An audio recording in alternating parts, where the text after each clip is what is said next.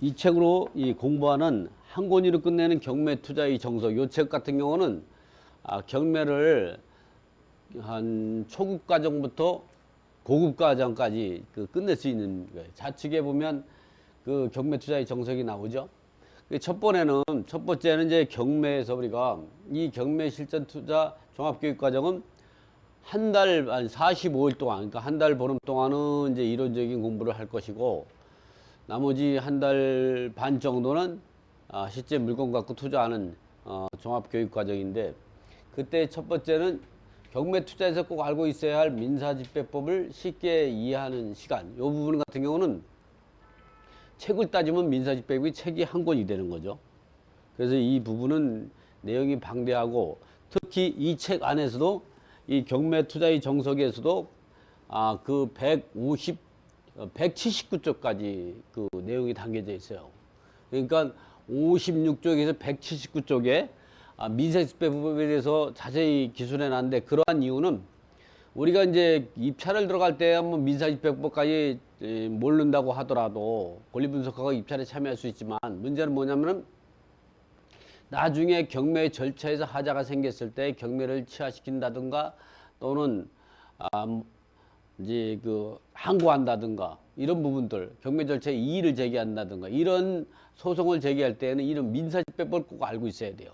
그래서 오늘 같은 경우는 기본적인 거, 경매가 어떻게 진행되는 것부터 해가지고 첫째 시간은 우리가 경매 투자에 꼭 알고 있어야 할 민사집법을 쉽게 이해하는 시간에는 경매가 무엇이고 또 경매가 어떻게 진행되고 그러한 절차에서 우리가 어떻게 대응해야 되는가, 이 부분을 갖고 50분 동안에 거쳐가지고 이제 강의를 한번 해보도록 하겠습니다.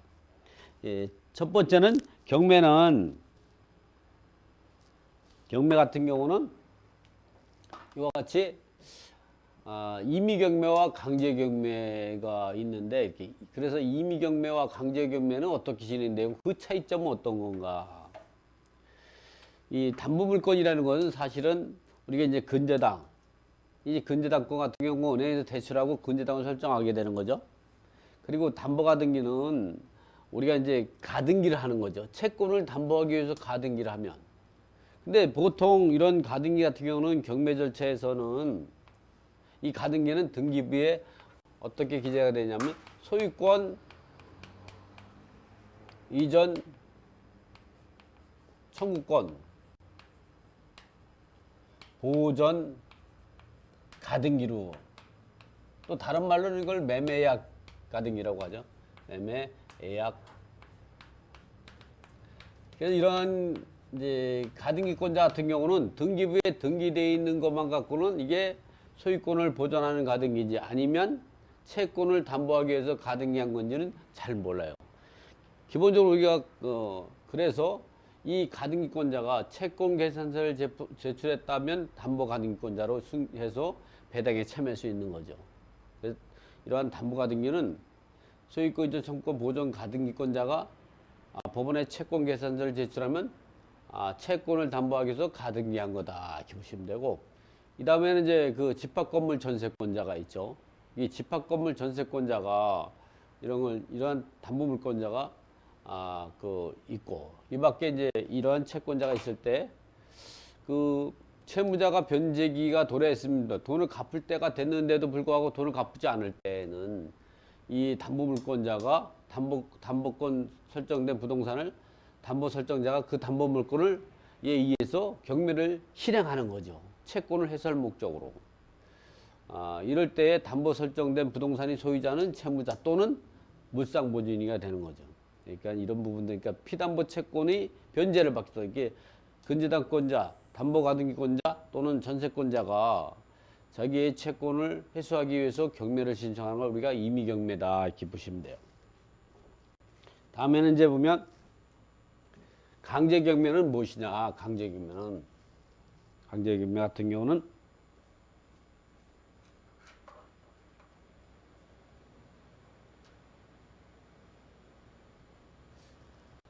돈 받기 집행권을 가지고 채권자가 채무자가 변제되기까지 도래했음에도 채무 변제의 의무를 이행하지 않을 때 이 집행권을 가지고 경매를 청하는 거죠. 그래서 이 강제 경매 같은 경우는 대부분이 우리가 기본적으로 집행 권한이 있어야 돼. 이러한 집행 권한은 우리가 이제 보면 기본적으로 이 판결문 또는 집행력이 있는 공증서, 우리가 돈을 빌려줄 때 이 공증사무소에서 약속 공정증명을 받다든가 이를 받았을 때는 집행력이 있죠. 또는 이제 돈을 빌리고 차용증서만 있다면 그 판결문을 소송을 제기해서 이 판결문을 얻어가지고 그 판결문에 집행문을 비해서 경매를 신청하는 우리가 강제 경매라고 하죠.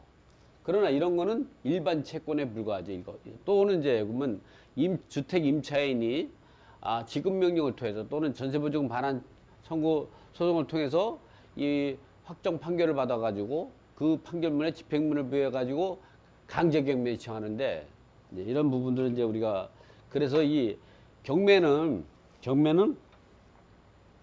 근저당권자 등의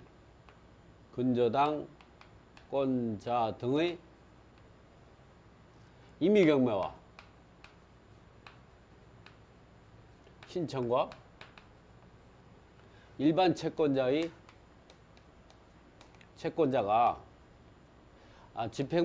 집행권을 얻어가지고 의한 강제 경매 신청하는 게 있어요. 이렇게 경매는 두 가지가 있죠. 그래서 이런 것들을 어떻게 생각하면은 개인 채권에 불과하지. 개인 채권자죠.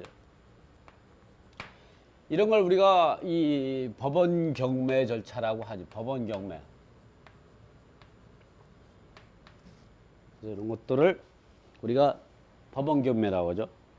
자, 그래서 이렇게 법원 경매 같은 경우는 개인 채권자가 이 근저당권자, 담보가등기 그 전세권자 등이 임의경매를 채권 해소를 목적으로 임의경매를 시행하는 경우가 있는가 하면 개인 채권자가 담보물권자 아니고 일반 채권자로서 집행 권한을 받아가지고 판결문을 받아가지고 강제경매 신청하는 건 채권 해소를 목적으로. 이에 반해서 우리가 이제 이런 걸 우리가 법원 경매라고 하는데 이에 반해서 또 우리가 공매가 있죠. 공매. 지금은 이제 간단하게 경매와 공매의 차이점도 우리가 알아볼 수 있는 항목에 보는 거죠. 이렇게 두 가지는 법원 경매는 이제 민사집행법에 의해서 진행되는 거지만 공매는 국세집행법에 의해서 진행되는. 공매 같은 경우는 개인 채권자가 아니라 공채권. 이 공채권자 같은 경우가 보면 크게는 조세와 조세채권자, 공과금 등의 공채권자가 채권을 해소할 목적으로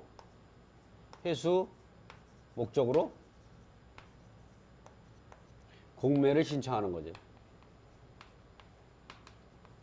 법원 경매 같은 경우는 이제 민사집행법에 의해서 진행되고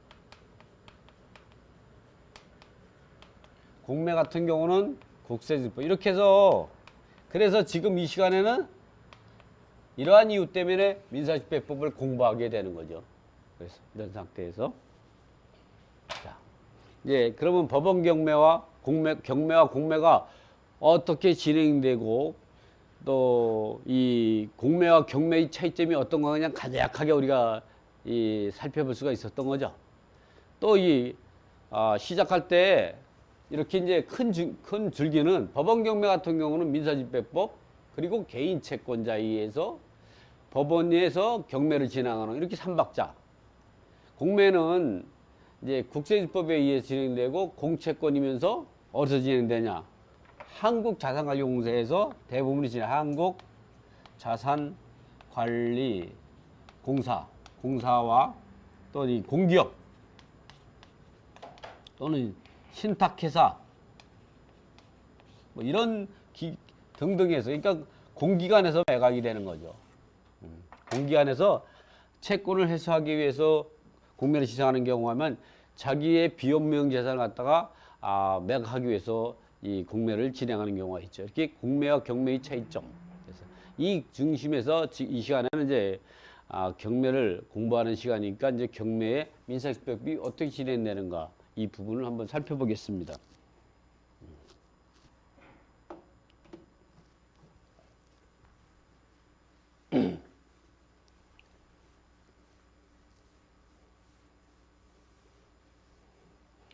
그러면 이제 책의 56쪽을 보면 책의 56쪽을 보면 책에서 56쪽을 보시면 56쪽으로 돌아가면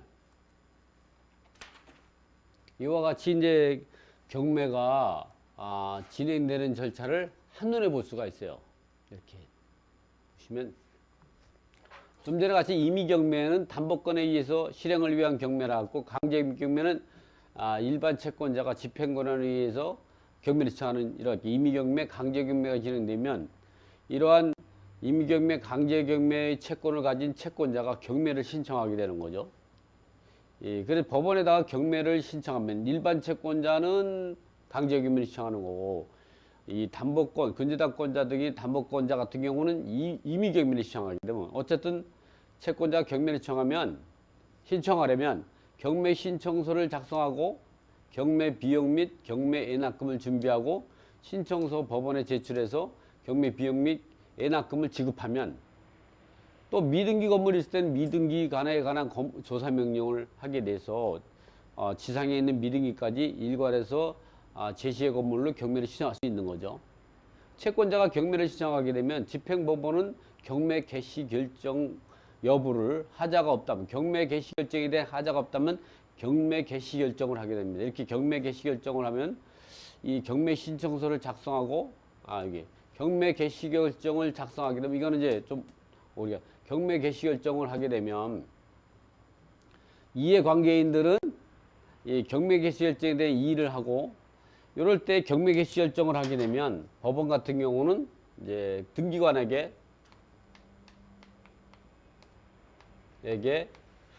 경매, 요거는 이제 오류가 있는 거죠. 여기에는 어떤 내용이 들어가냐면, 첫 번째, 등기관에게 경매 기입 등기를 촉탁하게 되죠. 그래서 여러분이 잘 아는 등기부를 열람해 보면 경매 기입 등기가 등기되는 걸 보였죠. 이래서 이렇게 경매 개시 결정을 이제 한가 동시에 2, 3일 내에 경매 개시 그 등기를 등기관에게 이 경매 담당 판사가 명령을 내리는 거죠. 두 번째는 뭐냐면, 그 채무자에게 경매 개시 결정을 송달하죠. 반드시 이건 송달해야 돼요. 경매 개시 결정 송달. 이 등기부에 경매 기입 등기가 오르는 거와 채무자에게 경매 개시정이 송달되는 것 중에 둘 중에 먼저 이루어진 것이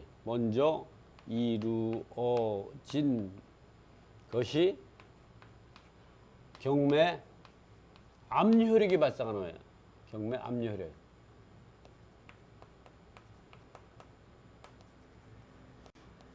경매 기입 등에 뜬다든가 경매 압류효력이 오면 그 이후에 이 행위는 처분금지 효력이지, 압류효력에 의해서 처분금지 효력이 발생하죠. 그래서 경매 같은 경우는 경매 개시 결정이 떨어졌다고 해서 압류효력이 발생은 아니라 경매 기입 등기가 등기부의 촉탁으로 기입 등기됐든가, 또는 채무자에게 경매 개시 결정이 송달됐을 때 둘 중에 먼저 이루어진 것이 경매의 압류효력이 발생한다, 이렇게 보는 거죠.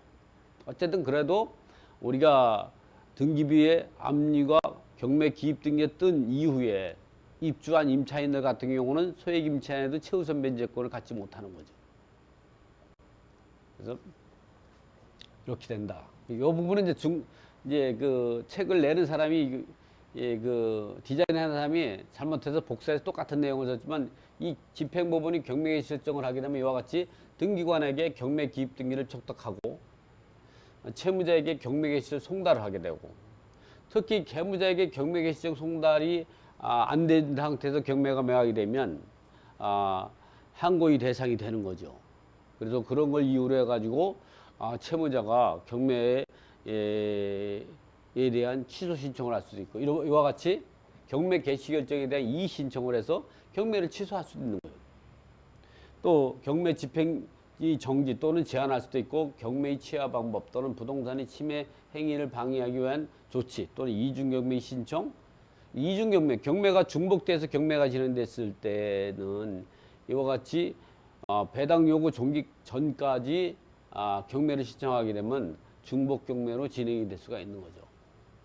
자, 이렇게 되고 이렇게 해가지고 이제 경매 개시 결정이 이루어지게 되면 지금과 같이 이제 보면 그 경매 개시 결정에 대한 이의를 할 수 있는 이렇게 기간이 주어지죠. 그래서 경매 개시 결정부터 이에 대한 매각 준비, 이 배당 요구 종기 전까지는 크게 이와 같이 경매 개시 결정에 대한 이의 신청, 경매를 취소 또는 경매의 집행정지 제한 또는 경매의 취하 방법, 부동산의 침해 행위를 방해를 위한 조치, 이중 경매 신청, 경매 기록 열람 복사할 수도 있고 이러한 과정을 지내서 매각 준비 절차를 하죠. 그래서 가장 중요한 거는 경매에서 가장 중요한 거는 배당 요구 종기 결정과 이 배당 요구 종기를 결정하면 공고와 통지를 하게 돼 있죠. 이해관계인들에게 이 배당 요구 종기는 어떤 경우냐면 채권을 확정시키는 효력이 생겨요. 채권 확정 효력이 생겨요. 그래가지고 우리가 이제 경매가 진행되면 등기부에 등기되어 있는 경매 기입 등기가 되기 전에 경매 등기부에 등기되어 있는 모든 이제 채권자 같은 경우는 돈 받고 소멸되는 담보물건이라든가 또는 가압류, 압류 이런 채권자 같은 경우는 배당 요구 종기까지 배당 요구하지 않아도 자동 배당 대상이 되죠. 그런 사람들은 배당 요구 종기까지 배당 요구를 하지 않아도 돼. 그러나 경매 절차에서 등기부에 등기되어 있지 않으면 그 채권자가 있는지 없는지를 경매 법원에서 알 수가 없는 거죠.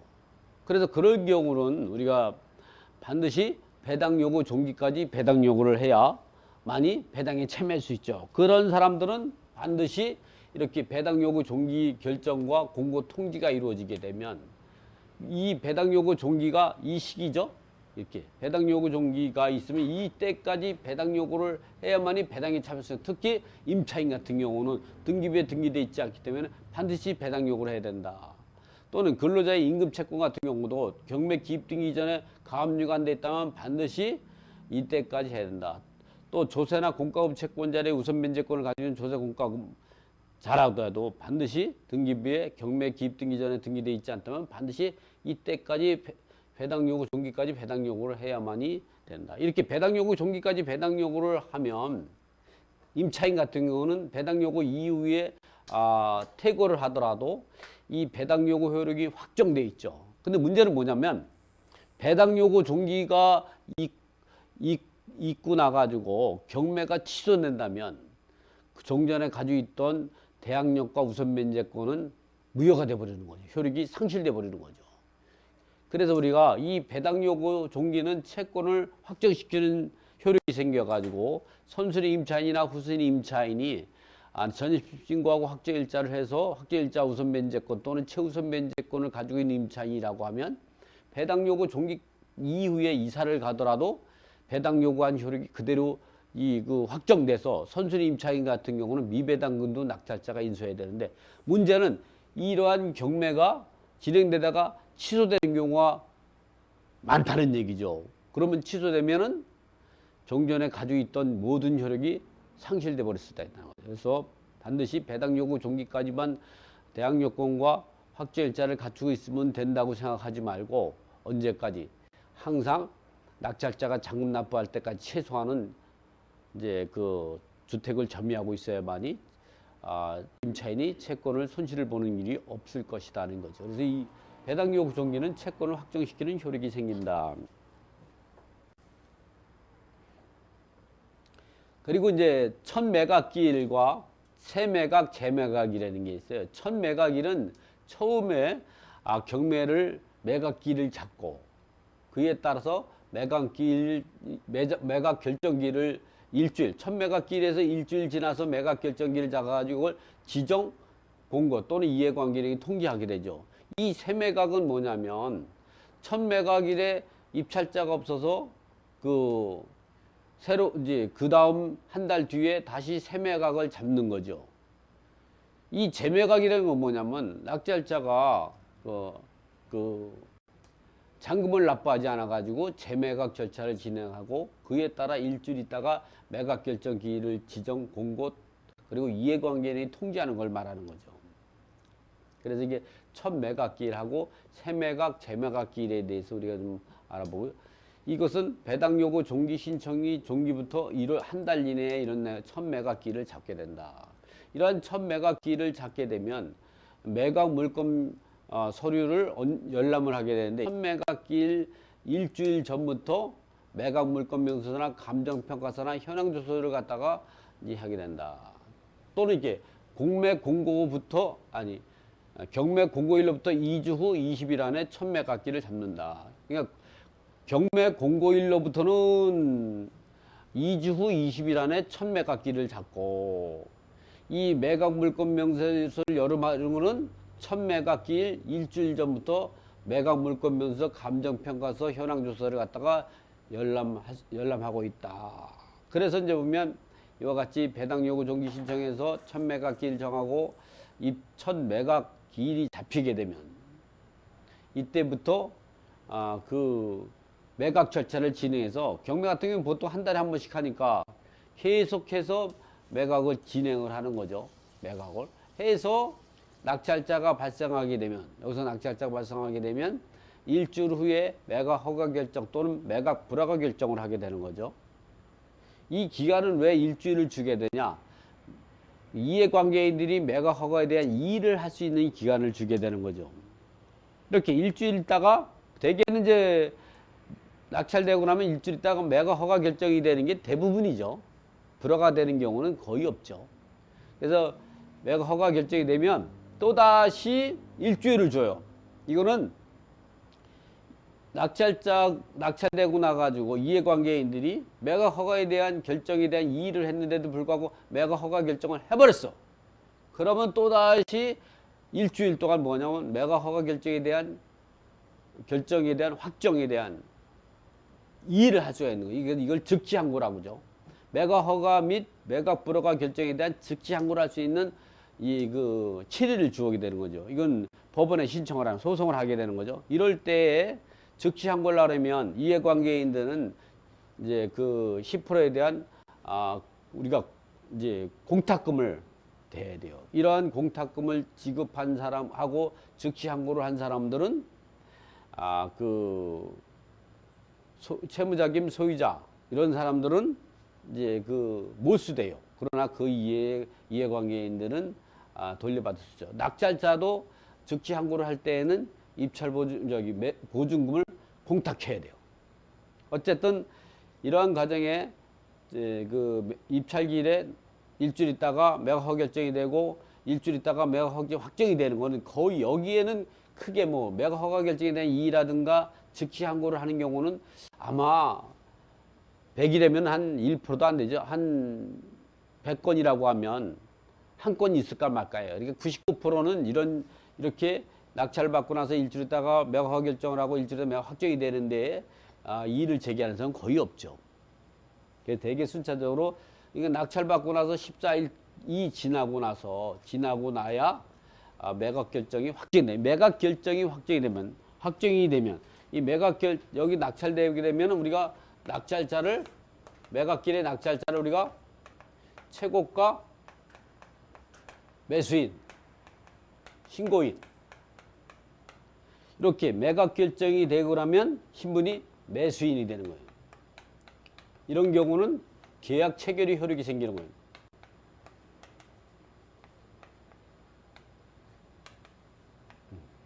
이렇게 되는 거죠.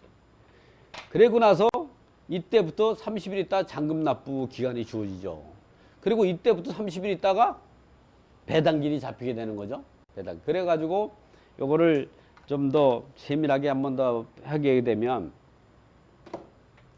경매 절차를 한번 판서를 해서 이렇게 간단하게 설명드리면 경매로 따지면은 이제는 매각 기일에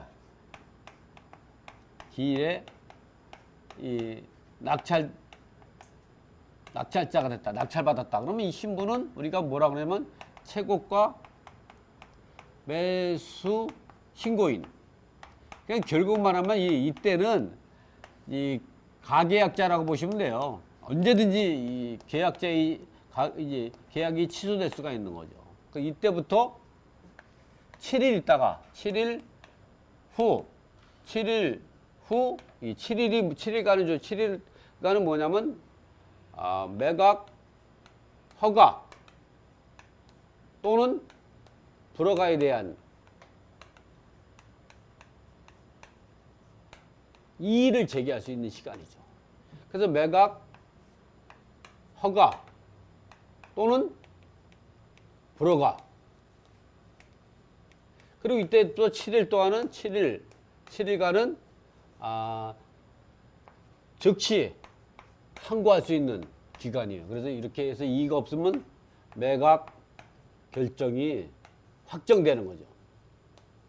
그럼 이때부터 30일 후에 잔금 납부 기한이 주어지고 이때부터 30일 후에 배당기일이 잡힌단 말이죠. 이 배당기일로부터 3일 전에 배당표 원안이 작성이 돼서 이행광인에게 볼 수가 있는 거죠. 그래서 우리가 중요한 거, 왜 이렇게 쓰냐? 우리가 그래서 낙찰받고 나서 잔금 납부는 언제냐? 이걸 우리가 기억해요. 낙찰받고 잔금 납부는 언제냐? 요 7일, 30일이니까 낙찰받고 잔금은 언제 납부해야 되냐? 그러면 44일. 물론 일요일 있고 토요일 날 끼면 좀 날짜가 바뀔지 모르지만 이제 그게 44일. 그 낙찰받고 나서 배당 채권자가 배당받을 기일은 44일에 또다시 30일이 주어지는 거죠. 74일. 우리가 잊어버리지 마는 거는 경매 절차에서 정리하면 낙찰받고 7일 있다가 매각 허가 일정을 하고 7일 있다가 매각 허가 일정이 확정이 돼. 14일이 지나고 나서 다시 30일 동안 잔금 납부하니까 하고 낙찰받고 잔금을 납부하는 날은 44일 정도가 된다. 물론 일요일 토요일 날 끼고 그러면 뭐 45일도 되고 46일도 되고 47일도 될 수 있지만 우리 44일. 그리고 이제 그 배당기일은 낙찰받고 74일이 된다. 44, 74를 기억하고 있으면 돼요. 그 얘기를 알려드리려고 지금 이런 절차를 얘기하는 거예요. 우리가 경매를 할 때에는 지금 정도의 지식은 가지고 있어야 돼요. 이 정도는 우리가 외우고 있어야 돼요. 외우고. 어렵지 않죠? 어렵지 않아. 그러니까 이렇게 지금 판서해준 요 정도 내용만 이제 요 정도 내용은 우리가 숙제에서 누가 물어봐도 설명할 수 있을 정도는 암기해야 돼요. 어디요? 배당기일, 배당표 원안. 요건 배당표 원안. 배당표 원안. 배당할 때 그 이렇게 배당하겠다고 배당표를 짜는 걸 우리가 배당표 원안이라 그래요. 그렇지만 배당기일에 배당 이의가 없으면 배당표 원안이 확정이 돼 버리는 거죠. 자.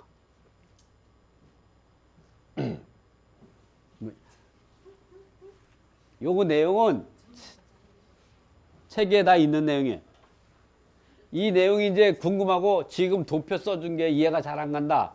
그럴 때는 어디를 보냐? 책에, 이 책에 어디 있냐면 여기 있죠? 예. 요게 몇 페이지냐면 51쪽에 이와 같이 한 페이지로 볼 수 있게끔 이렇게 만들어 놨어요. 그러니까 여러분은 이제 50페이지에 있는 요 내용만 숙지하고 있으면 되는 거예요. 요 내용. 간단하게 했죠? 그러니까 51쪽에 이런 내용이 있는 거죠. 자, 이번에는 이제 보면 우리가 이제 이렇게 했다 그러면 그 105쪽으로 넘어가죠. 지금 155쪽을 전부 할 수가 없어요. 그러니까 우리가 이제 증명할 수 있는 105쪽으로 한번 넘어가요. 105쪽을 펴보면 책을 105쪽으로 잠깐만 좀 이제 해보면 이렇게 105쪽을 넘기면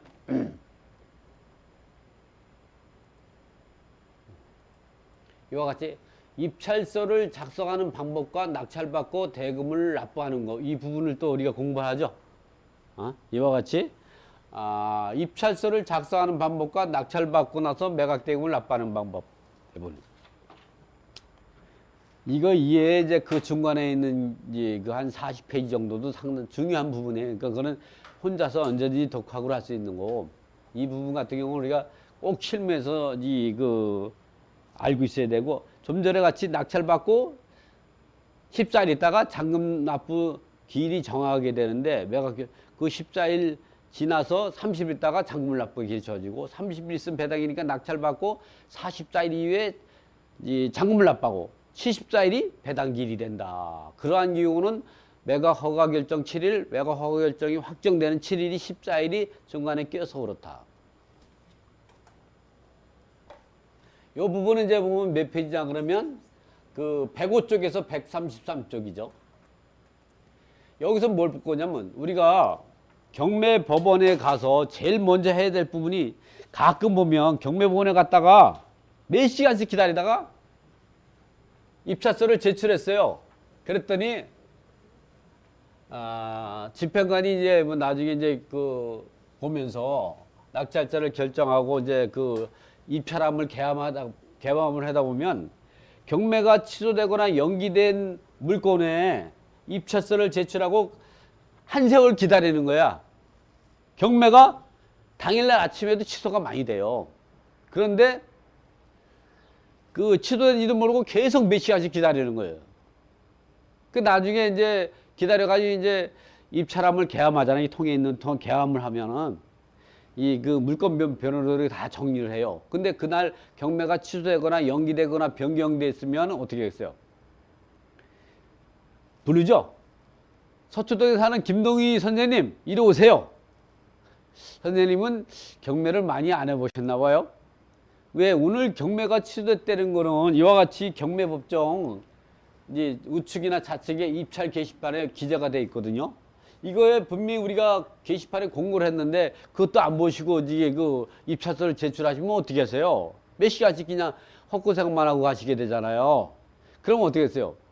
3시간, 4시간 기다리는 게 중요한 게 아니라 그 한 100명, 200명, 300명 앞에서 망신당하는 것을 다 들으면서 아유 저 사람 저가 진짜 아니 기자 경매 기본도 몰라. 경매를 들어오면 제일 먼저 볼 게 이 경매법정에 이 입찰 게시판을 봐서 당일 아침에 취소됐는지 연기됐는지 변경됐는지 꼭 봐야 돼요. 그래서 여러분이 처음에 시작하면 경매에서 법정에서 확인할 사항과 입찰서를 작성해서 제출하는 법이에요. 입찰 당일 경매법정 게시판 공고를 확인하다. 이거는 경매법정 입구 게시판에 공고하지 하고 있는데, 이런 거는 경매가 진행되거나 취하 변경, 여기에는 경매가 진행되는 것도 다 기재가 돼요. 근데 또 취하 변경 연기 이런 사항이 나오죠. 그래서 여기서 자기가 입찰할 이 물건을 자세히 보면 안 돼요. 왜 그러겠어요? 다른 사람이 어떻게 보냐면, 저 사람들이 저기 물건에 관심이 있다. 그래서 숫자를 쉬어. 숫자를 쉬죠? 세 사람이 있구나. 세 사람이 보면 곱하기 2 하면 되는 거예요. 응? 우리는 그래서 가보면 경매법정, 지금 저는 이제 제가 직접 안 가고 제자분들이 이제 대리로 입찰 많이 가주는데, 제가 이제 왜냐면 제 독자분들이 많이 참여하는데 저까지 참여하게 되면 아무래도 위화감을 주고 막 그럴까봐 제가 참여를 안 합니다만, 여러분이 갔을 때 이게 물건을 검색하는 사람 있잖아. 곱하기 2가 아니라 곱하기 3을 해야 돼요. 3. 3. 제가 말을 잘못했네요. 왜냐면 대부분이 이거 안 봐요. 다 집에서 보고 오죠. 예. 그래서 이걸 볼 때는 어떻게 하냐. 옆에 거 보면서 여기를 보고 싶다 그러면 요 물건 밑에를 보는 척 하면서 위를 보는 거예요. 그게 상식이에요. 내가 이 물건이 나와 있다는 걸 똑바로 보지 말고 이 옆에 딱 다른 물건을 보면서 보면 돼요. 그러면서 한번 간단히 보면 되죠. 이상이 없는지 금방 보이죠? 한 줄로 적혀 있으니까. 이렇게 본다. 이게 경매 당일날 제일 먼저 봐야 되는 거예요. 그리고 경매법원에 들어가야 되는 거예요. 여기서 취소했다면 어떻게 했어요? 돌아와야죠. 거기 있을 필요가 없는 거예요. 자, 이번 두 번째는 우리가 경매가 진행이 된다 그러면 그 다음 뭐냐면 내가 입찰에 참여할 수 있는 자격이 있는지를 확인해야 된다. 입찰에 참여에 가능한 사람은 돈 빌려주고 그리고 근저당 설정한 채권자 또는 담보권자, 강제 경매 신청한 채권자 또는 담보권자 또는 경매가 들어간 물건을 취득한 제3취득자 또는 채무자의 가족, 물상보조인 또는 일반 보통인 누구나가 입찰에 참여할 수가 있어요. 입찰에 참가할 수 없는 자는 누구냐? 채무자, 돈을 못 갚아가지고 경매당한 사람을 채무자라고 하죠. 자기가 경매당했는데 자기가 입찰 들어가면 안 되겠죠?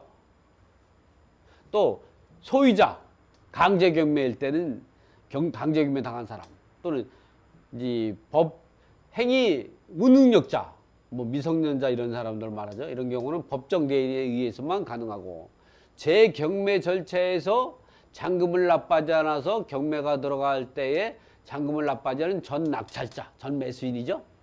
경매 법원의 법관, 법원의 직원 또는 집행관이 그 친족, 입찰 부동산을 평가한 감정평가사, 그 친족, 경매 관련된 유죄 판결을 받은 후 2년이 경과되지 아니한 자, 이런 사람들은 입찰에 참여할 수 없어요.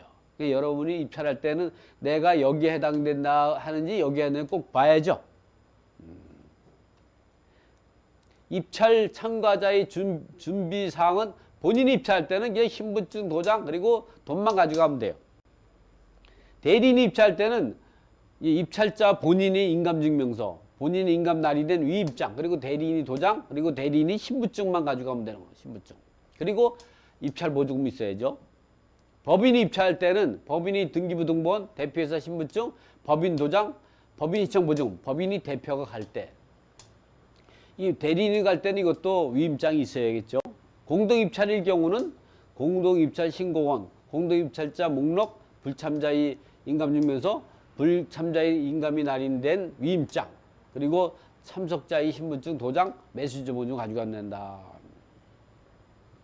그리고 경매가 시작되기 전에 이제 보통 10분에서 15분 동안에 경매 법정에 입찰서를 제출하기 전에 집행관이 고지를 해요. 한 15분 걸려요. 이 물건, 어떤 물건이 매각이 되고 어떤 물건이 이제 인수할 특별 매각 조건으로 매각이 되고 어떤 물건은 경매가 취소되거나 변경되고 연기되어 있다는 사실을 15분 동안 또는 입찰서를 작성할 때 이제 어떻게 작성해야 되고 입찰서 제출 시간은 10시 40분부터 11시 40분까지. 왜냐면 입찰 기간은 반드시 한 60분 이상 두기로 1시간을 이상 둬야 돼요. 그래서 경매법원에서는 보통은 1시간 10분씩을 많이 하죠. 한 60분을 안 주고 경매 절차를 마감했으면은 그 경매절 하자로 이혼해가지고 경매 절차에 이의를 제기할 수 있어요. 바로 그두고 집행관님, 경매법원에서 제일 가운데 있는 사람이 집행관이에요. 집행관은 이 별정직이에요. 법원 공무원이 아니에요. 법원에서 이제 그 고위직이라든가 어느 정도 경륜이 쌓이는 사람을 법원장이 임명하는 제도죠.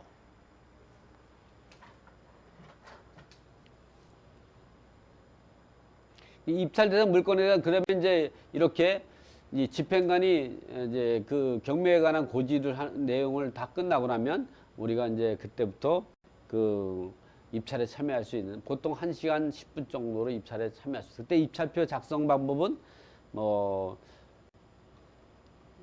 이제 본인이 입찰을 하는 경우 뭐 본인이 성명, 주민번호, 주소, 전화번호 이런 건 나중에 제가 이제 그림으로 보여줄 거니까 또 대리인 입찰, 법인 입찰, 공동 입찰 이런 것들은 나중에 여러분이 책을 보고서 이제 참고해서 하시고 이제 이렇게 긴 입찰표 같은 경우 보면 이렇게 사건 번호를 무슨 중앙법원 그리고 매각기일은 이런 내용을 써야 돼요. 무슨 지방법원. 근데 이제 법원에 가서 할 때는 이런 게 인쇄가 돼 있죠. 그리고 이제 대법원대 경매 사이트에서 대법원 경매 이제 사이트에서 할 때는 요게 없으니까 요걸 기재를 해야죠. 그렇지만 당일 법원에 갔을 때는 요게 인쇄돼 있으니까 그리고 매각 기일 날짜를 쓰고 그다음에 경매 사건 번호를 기재하고 물건 번호가 있을 때는 물건 번호를 기재하죠. 물건 번호는 공동 담보물 중에 물건을 1번, 물건 번호 1번, 물건 번호 10개를 갖다. 이런 그 말은 뭐냐면 은행이 담보물건을 10개를 공동담보 잡아가지고 10개를 물건 번호를 매겨서 경매를 신청한 거죠. 왜냐면 경매는 분할 매각이 원칙이고 고가 매각이 원칙이기 때문에 이렇게 물건 번호, 그때 물건 번호 있다 그러면 여기다가 1번, 2번, 3번 넣으면 된다. 그리고 본인 입찰할 때는 이렇게 넣으면 되고, 전화번호 넣으면 되고, 도장을 찍고, 그 다음에 요거는 최저가액의 10%를 갖다가 기재하면 되고, 요거는 나의 매수 신청 보증금을 기재해야 되고, 입찰 증명서 그리고 입찰자가 도장 찍으면 된다. 여기서 주의할 사항은 요런 것들은 기재에다가 틀리면 그 사선을 두 선을 긋고 도장을 찍고 다시 쓰면 돼요. 그렇지만 이 금액란은 절대 수정하면 안 돼요. 이게 잘못됐다면 다시 써야 돼요. 한 번은 내 제자분께서 입찰 들어갔는데 겨울에 같은 경우는 볼펜이 잘 안 나와요. 그러죠? 안 나오잖아. 그러니까 안 나와도 그냥 내비두면 돼요. 다 알아볼 수 있으면 되는 거예요. 그런데 한 번 다시 눌렀었어요. 안 보이니까. 그래서 낙찰됐는데도 불구하고 무효가 된 거지. 여러분은 이게 잘 안 나와도 그냥 한 번 쓴 거 갖고 하고 그게 마음에 안 들면 다시 쓰면 돼요. 그건 절대 변경하면 안 되는 거예요. 그리고 또 주의할 사항은 뭐냐면 여기다 동그라미 하나 더 써가지고 보증금을 포기하게 되는 경우가 있어요. 여기서 이거 쓸 때에는 동그라미 하나 더 쓰는 걸 굉장히 조심해야 돼요. 동그라미. 그래서 이거 쓸 때는 이 줄을 잘 맞춰서 정신 집중해서 써야 된다. 이 대리인이 작성할 때는 이렇게 쓰죠. 입찰자 본인, 그리고 이렇게 하고 다음에 대리인 명의가 있고, 대리인 전화하고 이렇게. 여기에는 입찰서 제출은 대리인이 입찰자 정수철, 대리인 이정민 해서 도장을 찍으면 돼요. 이렇게 입찰표를 작성하면 된다.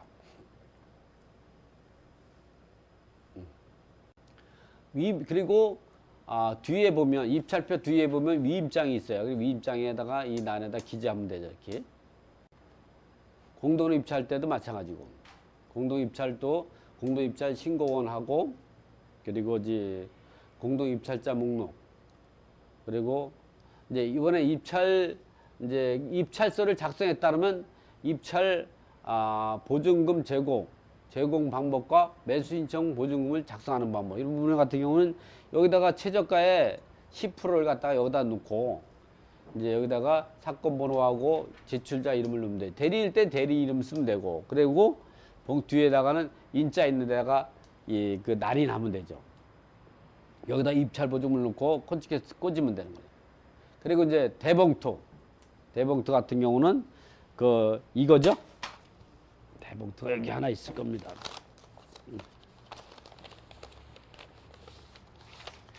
여기다가 그러니까 여기 매수 신청 보증금은 봉투는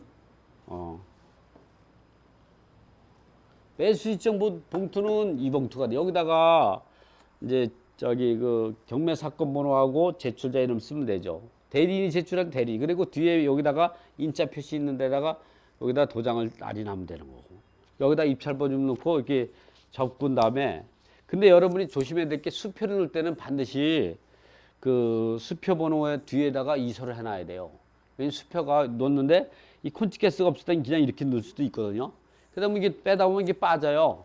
빠지면 수표를 넣었을 때는 경매 법원 절차가 모두가 끝날 때까지 돈을 못 돌려받아요. 누구인지 모르니까 못 주죠. 은행에 확인 조작까지 해야 되니까 거기다가 이서를 해놓으면 떨어졌다고 하더라도 경매 사건 번호, 그리고 몇 번, 그 다음에 아무개, 누구 사는 아무개, 주민번호까지 있고 전화번호 있다면 바로 돌려받을 수가 있는 거죠. 넣고 요거를 요 입찰 봉투에다가 넣는 거죠. 이렇게 넣어요. 여기다가 놓고, 여기다가 놓고, 그리고 여기다가 요 기일 입찰표를 작성하죠. 요 작성한 걸 갖다가 또 여기다가 달그머니 이렇게 접어가지고 이제 넣죠. 그 다음에 요거를 이렇게 여기에다가 이제 입찰자 이름 쓰고, 대리일 때는 대리인하고 도장 쓰고, 이면에 이렇게 인자 있는 데다가 도장을 날인하고, 요거를 이제 내 신분증하고 이제 요거 가지고 집행관한테 갖다 주면 집행관이 이제 여기다가 요 절치선 있죠. 여기 절치선인데 집행관 도장이 날인하고 이 연결 번호를 적고, 이걸 이제 신분증 본인인가 확인하고, 이거를 잘라 가지고 요거를 이제 입찰에 참여한 사람한테 줘요, 위에 거.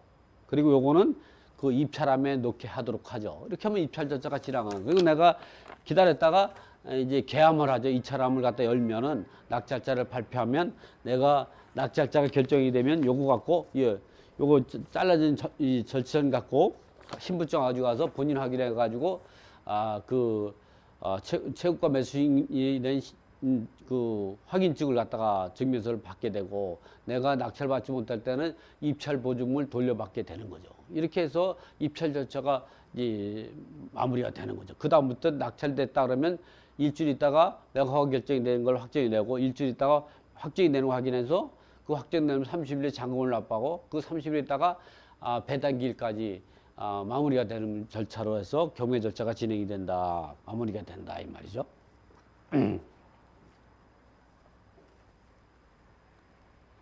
자, 이렇게 되는 거예요. 이렇게 이제 잘라주죠. 어? 그럼 요걸 가지고 있다가 나중에 이제 낙찰자를, 요거는 입찰함에다 집어넣는 거다. 여기다 입찰 봉투를 여기다 집어넣는 거예요. 놓고 요거는 내가 가지고 있다가 나중에 입찰을 마감을 선언을 한 다음에 이제 그 입찰 마감이 개찰을 절차를 해요. 개찰은 보통 입찰 마감 후로부터 한 10분 이내에 시작을 하게 되는데, 이때에 내가 그때 접수 연기 번호하고 그다음에 접수인이 시킨 집행관 접수인하고 신분증을 가지고 가가지고 기다렸다가 발표를 해요.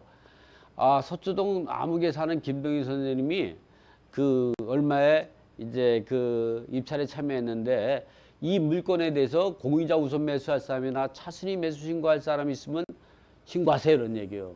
이 공유물일 때는 공의자 우선 매수가 이루어지고, 이 그 차순위권자는 그 낙찰가액의 이 10% 해당되는 금액의 법인 내에서만 참여할 수 있어요.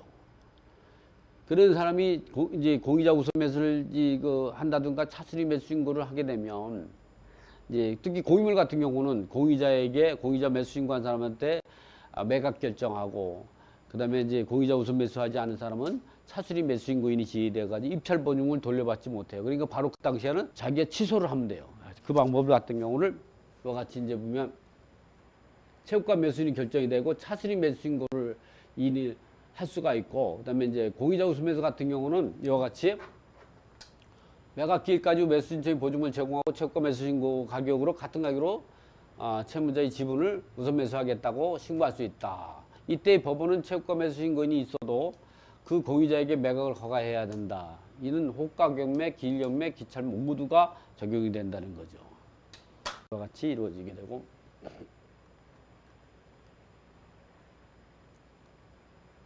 이렇게 절차.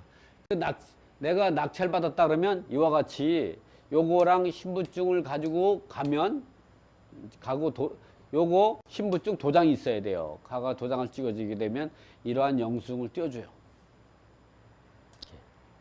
이게 농지 취득일 때는, 자격이 필요할 때는 그 농지 자격 증명을 띨 수 있는 또 확인증도 주죠.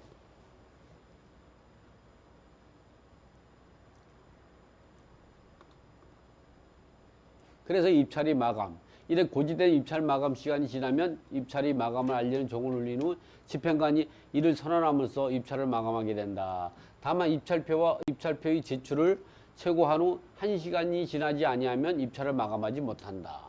1시간 전에 마감한 때는 매각 허가에 대한 이의를 할 수 있다는 얘기죠. 어쨌든 매각 허가 확정되는 기간, 매각 허가에 대한 이의, 그 다음에 매각 불허가 결정, 매각 허가 결정, 이 허가 결정에 대한 이제 즉시 항고나 재항고 이런 것도 할 수도 있고요. 그 다음에 이제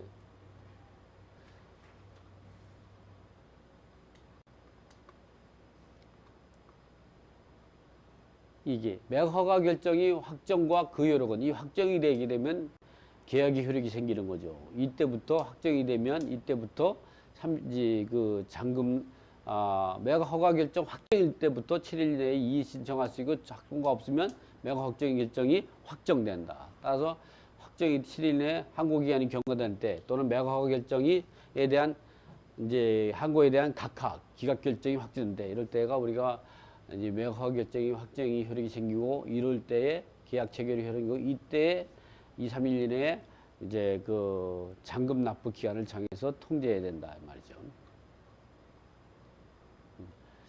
그다음에 이제 부동산 관리 명령도 있고 또 인도 명령, 그다음에 부동산 인도 명령 같은 경우 경매 같은 경우는 대부분 이제 인도 명령 대상이죠. 이런 얘기는 이제 그 인도 명령 결정 갖고 결정문을 받아 가지고 우리가 주택을 인도해 주지 않으면 채무자나 그 점유자가 인도하지 않을 때 강제 집행할 수 있는 거고.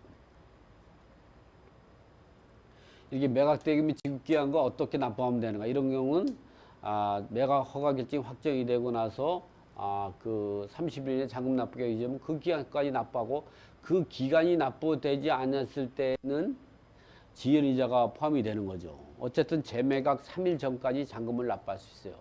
그렇지만 매각 대금 지급 기간까지 납부하면 지연이자 없이 납부하는 거고 이걸 초과해서 재매각 3일 전까지 납부를 한다고 그러면 지연이자가 계속 붙는 거죠. 그러니까 결국은 낙찰받고 나서 지연이자를 부담하고 납부하려고 그러면 보통은 뭐 2, 3개월까지는 이제 버틸 수 있어요.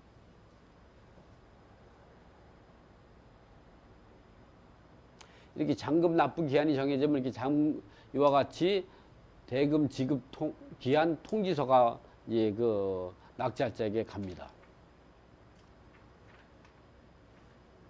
우리가 이게 상계 처리한다고 그러죠. 차액 지급 방식. 그러니까 내가 낙찰받은 사람이 배당받을 있을 때에 이럴 때에는 이제 그 배당기일하고 대금 납부 기한을 같은 날로 정하게 되죠. 그래서 임차인이 배당받을 채권이 있다. 그럼 임차 배당받을 채권하고 잔금 납부 기한을 같은 날 정해져요. 그러니까 그럴 때에는 이제 그 잔금 납부 기한하고 배당기를 같은 날 정해야 되겠죠. 그러나 문제는 이제 배당 이의가 생기면 다시 별도로 잔금 납부 기한하고 배당 이의가 있으면 상계 처리할 수 없어요.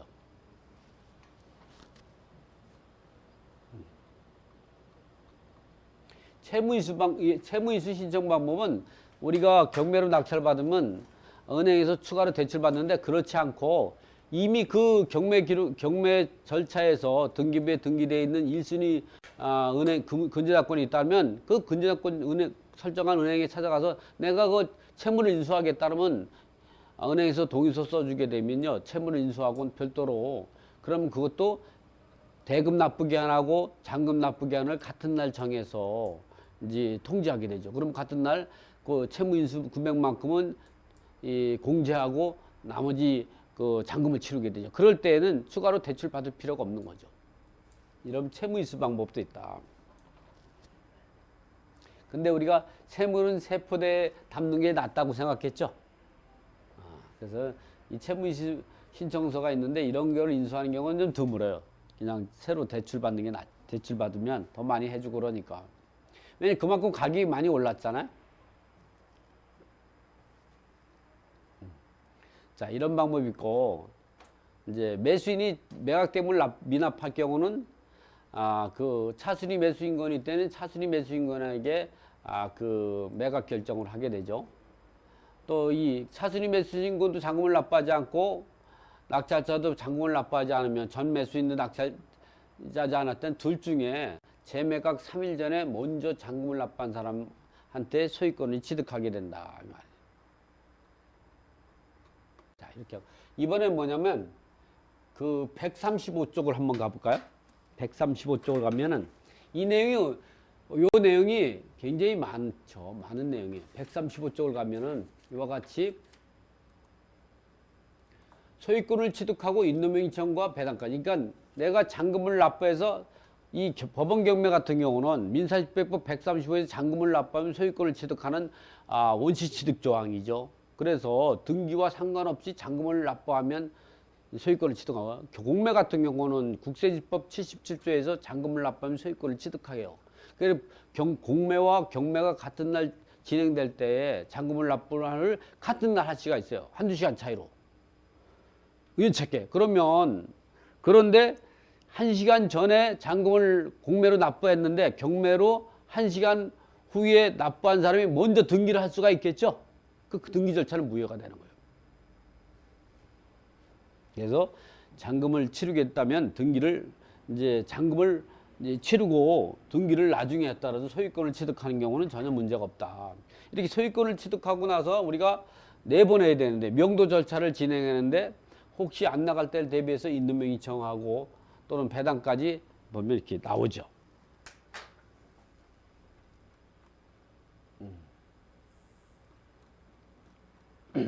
이와 같이 인도명의 신청 등과 강제규명 신청 그리고 점유이전 금지 가처분.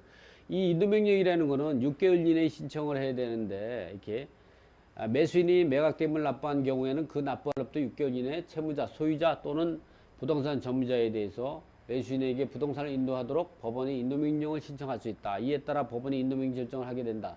매수인은 이 인도명령 결정문을 집행권으로 집행관에게 인도 집행을 위임하여 부동산에 대한 인도를 받을 수 있다. 이러한 인도명령은 즉시 항고로만 불복할 수 있는 재판으로서 법제 56조 1항에 따른 집행권한에 해당된다. 그래가지고 이제 할 수 있는 자, 신청할 수 있는 자 또는 신청할 수 없는 자 이런 부분들이 나오고요. 인도명령을 신청서를 작성해서 법원에 제출하는 방법 이 부분도 나와요. 간단하지 이런 것들은 이렇게 인도명령 신청서를 작성하는 방법, 사건 번호, 신청인, 피신청 그리고 신청 취지, 그 신청 이유 이런 데서 이런 부분들을 작성해서 그대로 신청서를 날짜와 제출인하고 법원명을 넣어서 제출하면 됩니다. 이 밖에 우리가 이제 보면 인도명령 신청 갖고 하게 되면 이제 그 인도명령을 신청하는 단계에서 점유자가 변경이 될 수가 있어요. 그러면 내가 인도명령 결정을 받고 현장을 갔더니 보니까 내가 인도명령 결정을 받고 신청을 한 사람이 아니라 다른 사람이 거주하고 있는 거. 이래서 낙찰 받고 나서 뭐 6개월, 1년 뭐 걸리고 막 이런 데는 게 뭐 자꾸 점유자를 바꾸는 경우가 있죠. 그래서 그런 경우를 대비해서 우리가 점유이전 금지 가처분을 해놔야 돼요. 이와 같이 점유이전 금지. 이 점유이전 금지는 사람을 바꾸지 말고 거기에 있는 물건을 경매 대상 물건이 있죠. 그 보면 이제 현장에 있는 아파트 같은 구석에 있는 모든 시설물을 변경해서는 안 된다는 거예요.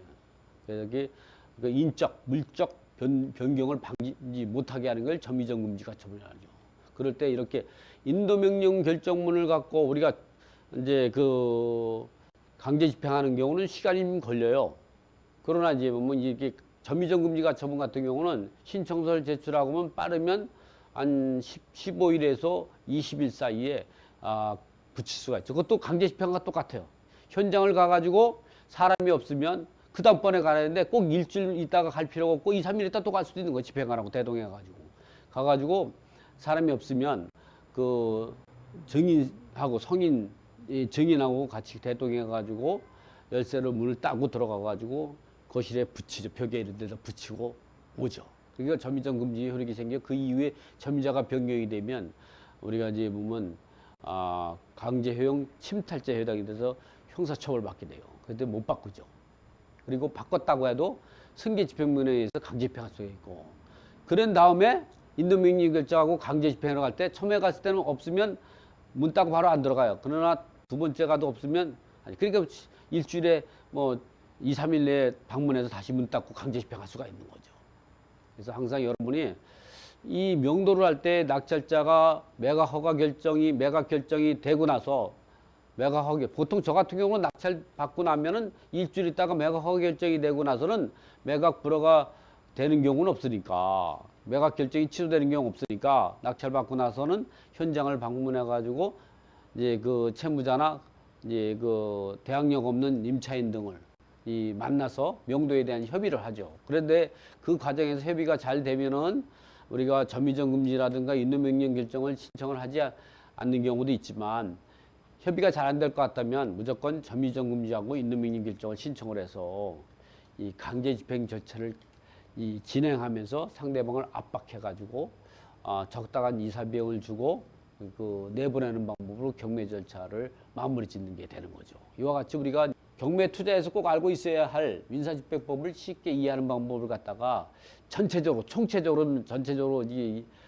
설명을 했습니다만 좀 전에 중간에 보면 입찰표를 작성한다든가 또는 입찰에 참여한다든가 이런 세세한 부분들은 별도의 그 시간 내에 이 전문적으로 이게 또 이 강의가 있고, 지금은 전체적으로 경매가 이렇게 진행되고 우리가 이런 경매 절차에서 어떻게 대응해야 되는가 이 부분에 대해서만 설명을 드렸습니다. 자, 요 1강은 경매 투자에서 꼭 알고 있어야 할 민사집배법을 쉽게 이해하는 시간은 이것으로 마치도록 하겠습니다.